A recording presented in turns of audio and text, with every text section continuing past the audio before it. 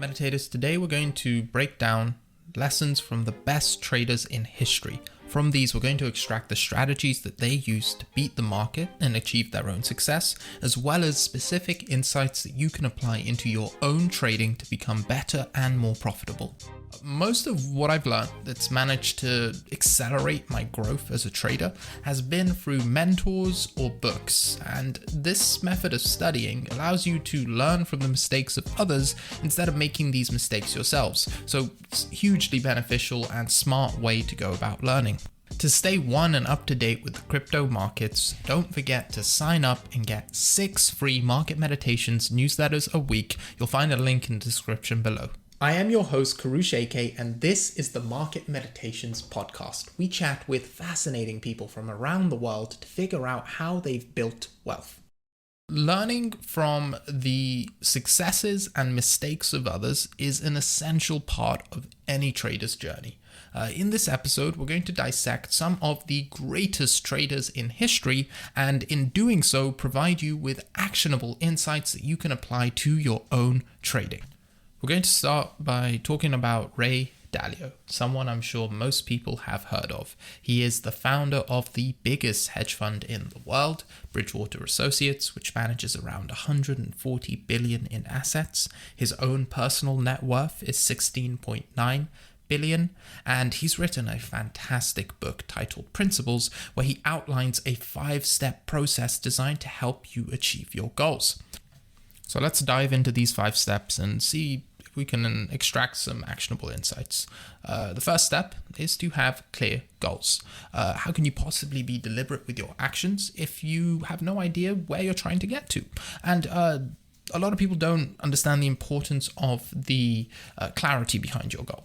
For example, if you set the goal that you're trying to increase your income, then whether you increase your income by 1% or 100%, you will have accomplished this goal. However, if your goal is to increase your income by $10,000 this year, it's a simple, clear goal. And if you increase your income by $5,000, you'll know that you got somewhat close to it. Whereas if you increase your income by $20,000, you'll know that you completely exceeded your goal.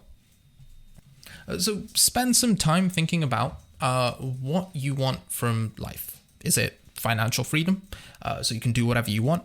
Are you trying to support your family? Do you want to buy a Lamborghini? Whatever it is, write down your goal, find a clear, specific target you're trying to get to accomplish this goal. Step 2. Now that you've set your goal, you need to identify the problems that stand in your way.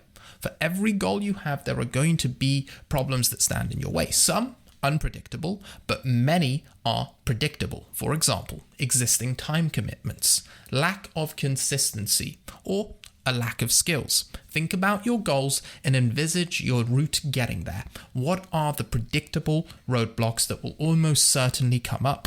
Now that we've identified these roadblocks, we can move on to step 3. Accurately diagnose these problems to get to the root of their causes. To leverage the previous given examples, if you have existing time commitments, then it's pretty easy to get to the root cause of this. Are these time commitments essential? For example, let's say you have an existing time commitment where you watch Netflix for 2 hours every single night. Is this a necessary time commitment, or can it be removed? A lack of consistency can be due to many reasons. You may actually hate some of the things you're doing, therefore struggle to stay consistent with them. You may lack willpower and discipline, and you need to start cultivating these. Also, the final problem, a lack of skills. Well, you need to identify which skills you are lacking right now. Are you trying to build a DeFi protocol, but you have absolutely no coding skills? Or do you have the coding skills, but you've got no idea how to manage a team and progress the project? Step 4, design plans that will remove the problems that are stopping you reaching your goal. Obviously, there's going to be a varying level of difficulty with each problem. However, one thing which always motivates me is, I like to think to myself, is there someone in history or in the world right now who has overcome this problem that has it worse than me right now? To leverage a fitness goal, I always complain that genetically my shoulder strength is a little bit weak, so it's been extremely difficult to get my handstand push-up. However, I also have seen someone with one arm who can perform a handstand push-up. So every time I think of any excuse I might have, I just think of someone in a worse situation than me that's managed to put it off, and that motivates me. Then it's possible, and the only thing stopping me is whether or not I'm willing to put in the effort. So now that we go through this filter, which makes 99.9% of these problems solvable, we need to put in an actionable plan. So say your main problem is a lack of consistency, which I know a lot of people struggle with. A plan to go against this would be identifying the root cause first, and say your root cause is willpower. You just do not have enough willpower to do these things when the end of the day comes around. So what you can do is either increase the amount of willpower you have, or you can reduce other things you're doing which require willpower. For example, if you've got a big monumental task that you want to do and you delay it to do something else productive, like say tidy your room, maybe you save that willpower, do the other task first, and then try the other one which you've built into more of a habit because you've done so many times. Then the other option of trying to increase the amount of willpower you have, there are a few ways you can do this. You can improve your sleep. You can get a better diet together. You can start meditating. You can start exercising. All of these activities increase your energy and increase the amount of willpower you have. However you plan on solving this problem, make sure it is realistic. Make sure it has a timeline and it is tangible and measurable. Just like the other goals, it is specific. Step 5 is the simplest to explain and the hardest to follow through on. You know your goals. You know the obstacles that are going to stop you getting there. You have a plan to handle these obstacles. You just need to show up every single day, no matter what, and make sure you execute. That concludes Dalio, and now we're going to move on to Paul Tudor Jones, a hedge fund manager with an estimated net worth of 5.8 billion. He famously predicted Black Monday, where the Dow Jones index lost almost 22% in one day. He is known for his obsession with risk control. Another trader who's been hugely successful. Whilst Dalio gave us insights into his thought processes, Jones gives us deep insights into his risk management practices.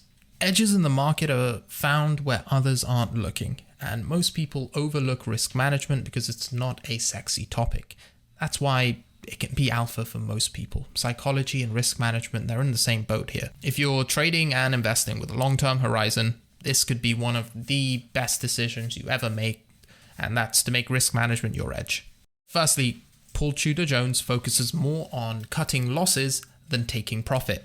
He's more concerned about capital preservation, and this is logical because your upside is unlimited. Your downside is limited. Once you lose 100%, you've lost everything, whereas you can always keep gaining. And if you understand the power of compounding, you know that over the long term, as long as you're consistently profitable, you're going to get wealthy. He put stop losses in place not only with respect to price, but also with respect to time. And this is something I'm working on myself personally as well. I'm very good at reading the technical levels, but I do occasionally overlook the time aspect. For example, if a price is at resistance right now, you have your invalidation level, but how long are you willing to wait for that resistance to be broken? How long is the price going to consolidate under with, say, a bearish market structure before you decide that this resistance might not get broken and maybe I should take some profit? Aside from the actual implication of the time, there's also the opportunity cost of the time. When your capital is sitting doing nothing or consolidating, it could be in another asset that is outperforming it. Finally, Paul Tudor Jones stops all of his trading activities if he reaches double negative digits in a month. He believes that this will allow him to time tipping points in the market.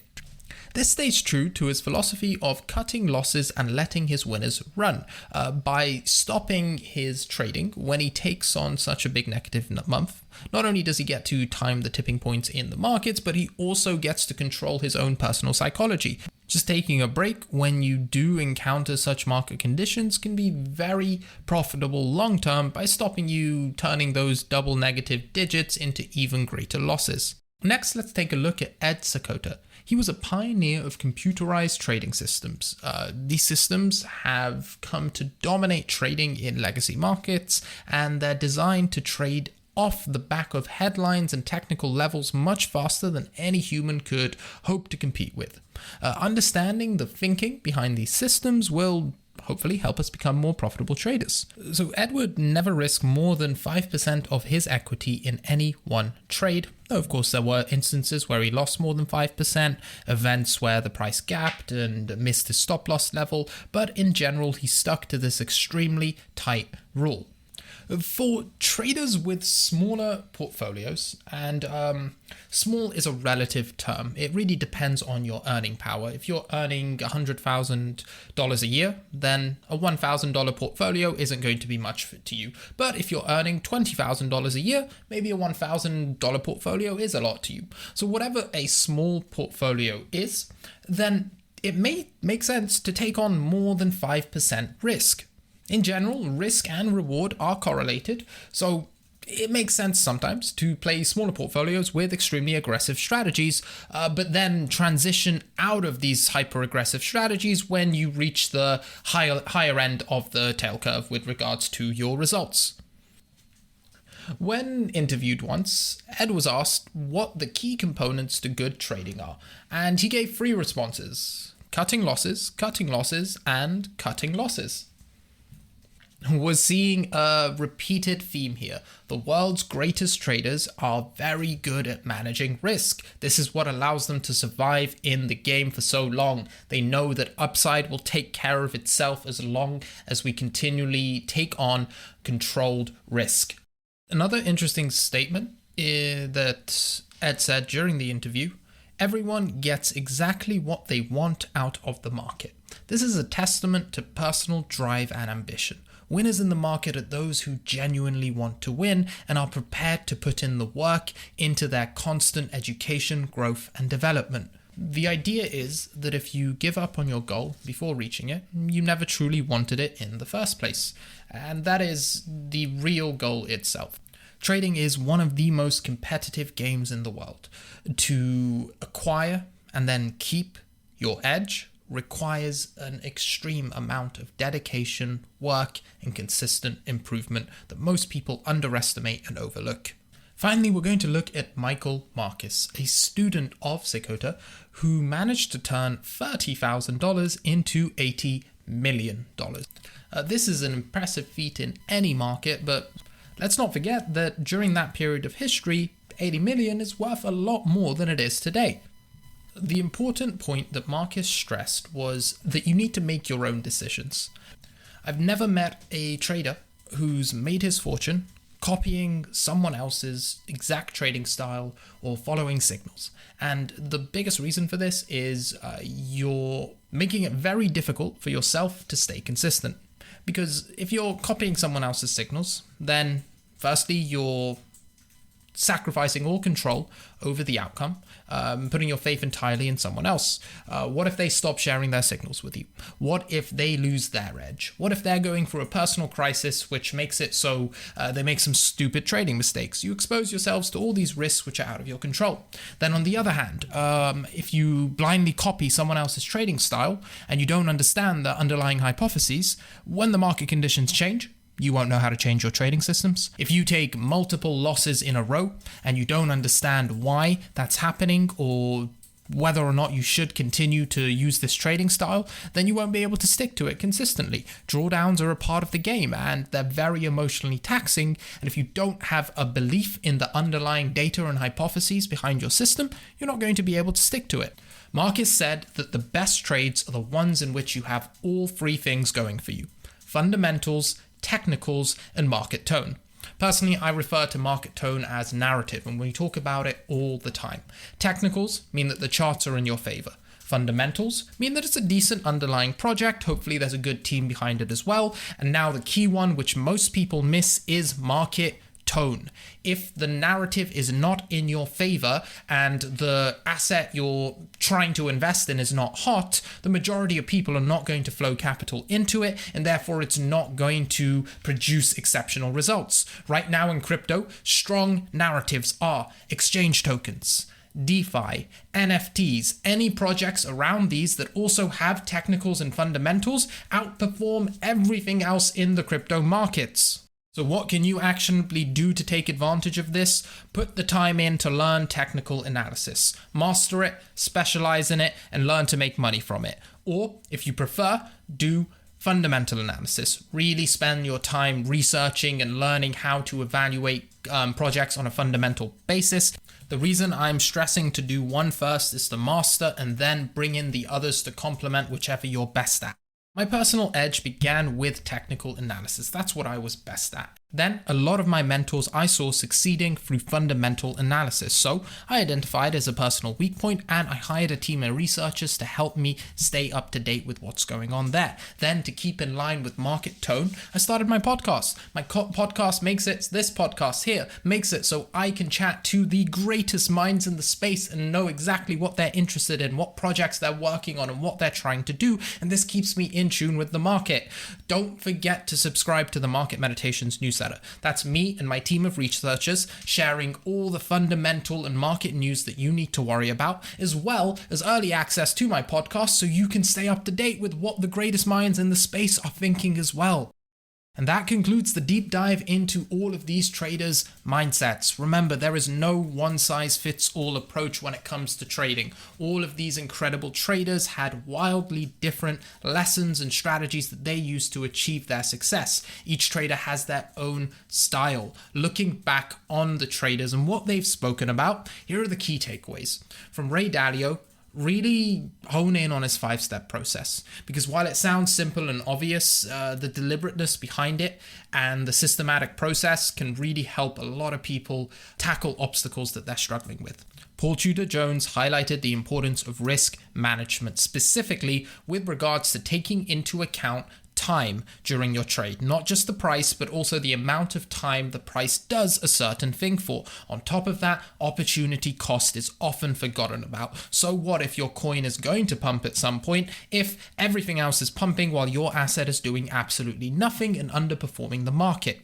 Seykota next was the second trader to highlight the importance of risk management, sharing with us his 5% rule and drawing attention to slippage.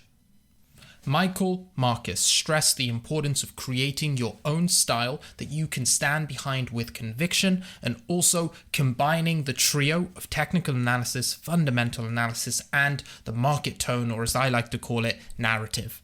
Meditators, I absolutely adored recording this episode of the podcast. I had a huge amount of fun researching these traders, learned a whole bunch myself, and hope you did as well. This episode was a part of my weekly series that I record to help share trading knowledge. Check out the other episodes for more content like this.